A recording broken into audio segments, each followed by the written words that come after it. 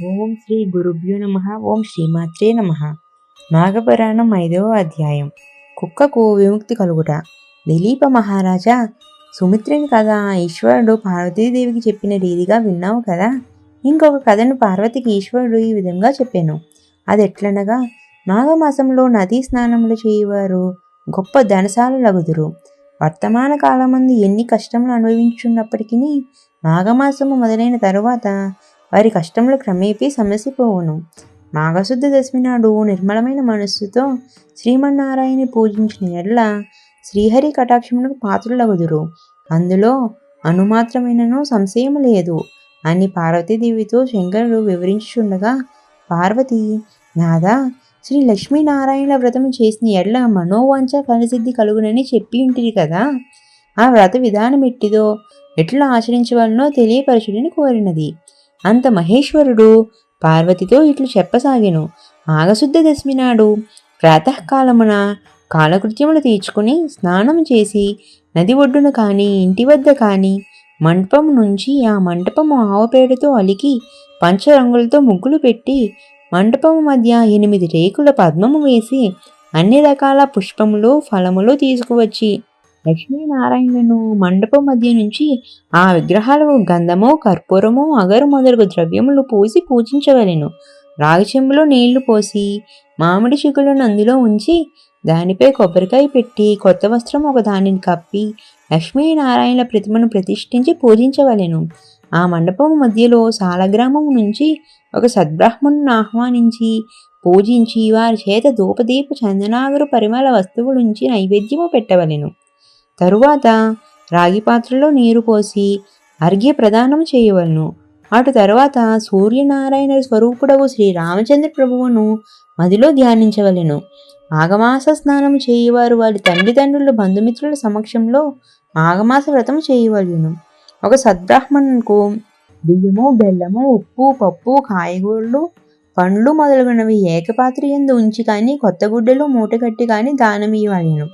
మాఘపురాణమున స్వయంగా పఠించినప్పుడు కానీ లేక వినినప్పుడు కానీ చేతిలో అక్షతలు ఉంచుకొని చివరిలో శ్రీమన్నారాయణ ధ్యానించుకొని కొన్ని అక్షింతలు భగవంతునిపై ఉంచి మరికొన్ని అక్షతలు తమ తలపై వేసుకొని వెళ్ళను గాన, ఓ శాంభవి, మాఘస్నానం చేసి మాఘశుద్ధ దశమి నాడు లక్ష్మీనారాయణను నిష్ఠతో పూజించిన ఎడల ఎటువంటి మహాపాపములైనను నశించిపోవును.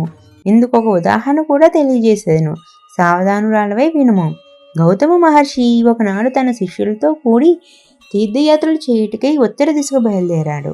వారు అనేక పుణ్యనదుల్లో స్నానములు చేయుచు ప్రసిద్ధ క్షేత్రములను దర్శించుచు మార్గమందున్న ముని పొంగవులతో ఇష్టాగోష్ఠులు జరుపుకున్నారు.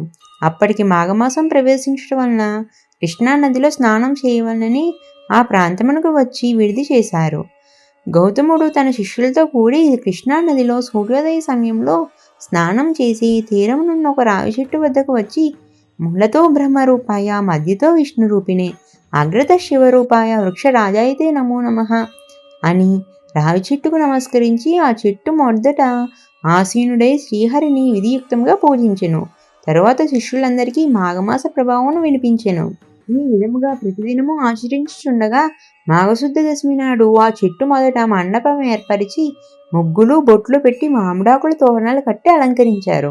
ఆ మండపం మధ్యలో శ్రీహరి చిత్రపటం నుంచి పూజించారు. ఆ విధముగా పూజించున్న సమయంలో ఒక ఆడకుక్క వచ్చి భగవంతునికి చేయుచున్న పూజా విధానమంతయు లెప్పవాల్చకుండా దీక్షతో చూచును. ఆ రావి చెట్టునకు ఎదురుగా కూర్చుని ఉండెను. శిష్యులు వారి వద్దనున్న దండంతో దానిని బెదిరించిరి. ఆ కుక్క ఆ చెట్టు నుండి లేచి ఉత్తరం వైపు మరలా తూర్పులకు తిరిగి రావి చెట్టునకు ఎదురుగా కూర్చునుండెను. శిష్యులు వారి వద్దనున్న దండంతో దాన్ని బెదిరించిరి. ఆ కుక్క రావి చెట్టు చుట్టూ తిరిగి వచ్చినది. అప్పటికి 3 సార్లు ఆ మండపం చుట్టూ ప్రదక్షిణం చేసినందున, అది మాఘమాసం అయినందున అది వెంటనే తన కుక్క రూపంలో వదిలి ఒక రాజుగా మారిపోయాను. ఆ రాజు సకలాభరణాలు ధరించిన వాడే మునుల ఎదుట నిలబడి వారందరికీ నమస్కరించును. అక్కడున్న ఆడకుక్క రాజుగా మారిపోవట చూసి మునులు, గౌతమ మహర్షి కూడా అమితాశ్చర్యం పొందిరి. ఓయి, నీవెవ్వరువు, నీవిట్లు మారడం కారణమేమి అని గౌతముడు ప్రశ్నించును. మునిచంద్రమా, నేను కళింగరాజును, మాది చంద్రవంశము, నా పేరు జయచంద్రుడు, నాకు అన్ని విద్యలయందు ప్రావీణ్యత కలదు. నా దేశ ప్రజలను ధర్మ మార్గముల పరిపాలన చేయుచూ ఉన్నాను. దాన ధర్మములనినా నాకు అతి ప్రేమ. నేను అనేక దానాలు చేసి ఉండిని. గో భూ హిరణ్య సాలగ్రామ దానాలు కూడా చేసి ఉన్నాను. ఎక్కువగా అన్నదానము తిలదానము చేసి ఉన్నాను. అనేక ప్రాంతాలలో చెరువులు త్రవ్వించాను. నూతులు త్రవ్వించి బాటసారులకు నీడనిచ్చు నిమిత్తం చెట్లను నాటించాను. ధర్మశాలను కట్టించాను. పశువులు త్రాగుటకు నీటి గుంటలు త్రవ్వించాను. నిత్యము బీద ప్రజల నిమిత్తం అన్నదానములు మంచినీటి చలివేంద్రములను ఎన్నెన్నో పుణ్యకార్యాలు చేసి ఉన్నాను. అనేక దేవాలయాలను నిర్మించి దైవ విగ్రహాలను ప్రతిష్ఠించాను. సద్బ్రాహ్మణుల చేతను వేదాలు చదువు పండితుల చేతను ఎన్నో క్రతువులు చేయించాను. పురాణాలలో ఉన్న ధర్మాలన్నీను చేసి ఉన్నాను. కానీ నేను ఎలా కుక్కనయ్యాను? దానికి కారణం లేకపోలేదు. ఆ కారణం కూడా నేను విశదపరచను విన్నును. ఒకనొక దినమున ఒక మునిపుంగవుడు గొప్ప యజ్ఞముడి తలపెట్టాడు.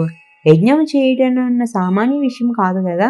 దానికి ధనము వస్తు సముదాయము చాలా కావలను. కాన ఆ మునిపుంగవుడు నా వద్దకు వచ్చి అర్థించెను. మునిసత్తముడు వచ్చిన వెంటనే ఎదురేగి కాళ్ళు కడిగి ఆ నీళ్లు నా శిరస్సుపై చల్లుకుని కుశల ప్రశ్నలను అడిగి తిని ఆ మునియు నా సత్కారములకు మిక్కిలి సంతసించి, రాజా, నీకు గుప్త విషయములు తెలియజేయుదును. ఈ మాసంలో మకర రాశి యందు సూర్యుడు ప్రవేశించును. ఆ దినము సూర్యోదయం అయిన తర్వాత నీవు స్నానము చేసి భక్తి శ్రద్ధతో మాఘమాస మహత్యమును చదువుట కానీ లేక వినుట కానీ చేయము. దాని వలన నీకు వైకుంఠ ప్రాప్తి కలుగును. అంతే కాక అశ్వమేధ యాగం చేసిన ఎడ్ల ఎంతటి ఫలితము కలుగునో అంతటి ఫలము విద్యాస్నానం చేయగా వచ్చిన ఫలము కానీ లేక దాన పుణ్యములు అనగా 100 యాగాలు చేసినంత ఫలము కానీ పొందగలవు. మాఘశుద్ధ సప్తమి ఆదివారం వచ్చినా కానీ దశమి ఆదివారం వచ్చినా కానీ ఉదయమే స్నానం చేసినను మరియు మాఘ పౌర్ణమి రోజు ఉదయమున స్నానం చేసినను మానవుడు ఎటువంటి పాపములైనను విడవగలడు. ఒకవేళ ఇతర జాతుల వారైనను మాఘమాసమంతా నిష్ఠతో నదీ స్నానం ఆచరించి దాన ధర్మాలు ఆచరించి మాఘపురాణం పఠించినను లేక వినను మరుజన్మలో బ్రాహ్మణులే జన్మించరు అని ఆ మునివర్యుడు నాతో చెప్పగా నేను అతన్ని అవమానించినట్లు మాట్లాడి ఇట్లాంటిని, అయ్యా మునిసత్తమా, మీరు పలికిన విషయంలో నాకు తెలియను. అన్నయో బూటకములు. వాటిని నేను యథార్థములను అంగీకరించను. ఏవో అతిశయోక్తులు తప్ప మరొకటి కాదుగాన నేను ఏ మాఘమాసంలో చేయుట కానీ దాన పుణ్యాదులు చేయుట కానీ పూజా నమస్కారాలు ఆచరించుట కానీ చేయను. జలదినములలో చన్నీళ్ళు స్నానం చేయుట ఎంత కష్టము. ఇక నాకు ఈ నీతి బోధలు చెప్పకుడు. నాకున్న ఫలములు చాలని ఆ మునితో అంటిని. నా మాటలకు మునికి కోపం వచ్చినది. ముఖం చిట్లించుకుని, సరే, నేను చెప్పవలసినది చెప్పి తిని, అది నా ధర్మము అని యజ్ఞమునకు కావలసిన ధనమును తీసుకొనకుండానే వెళ్ళిపోయాడు. అంతట నేను ఆ మునిని చేతులు పట్టి బ్రతిమలాడగా ఎట్టకేలకు అంగీకరించి ధనమును తీసుకుని పోయాను. ఆ విధముగా నేను కొంతకాలము రాజ్యమేలి ప్రాణమును విడిచితిని. తరువాత నాకు వరుసగా 7 జన్మలు కుక్క జన్మయే వచ్చినది. నా పాప ఫలమేమో కానీ కుక్కగా 7 జన్మలు బాధపడుతుని. ఇప్పుడు మీరు చేయి పూజాస్థలం చుట్టూ 3 పర్యాయములు ప్రదక్షిణం చేసి తిని.